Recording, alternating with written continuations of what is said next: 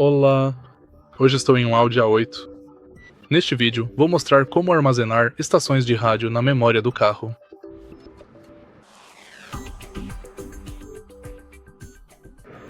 Para começar, vamos dar uma olhada no painel do rádio. Aperte o botão de rádio. Agora selecione a estação de rádio que você deseja armazenar. Por exemplo, esta aqui.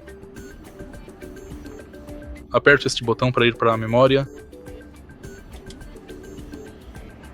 Selecione armazenar e escolha o número sob o qual deseja guardar a estação de rádio. E agora, esta estação de rádio está armazenada sob o número 1. Se você achou este vídeo útil, like, comente, se inscreva.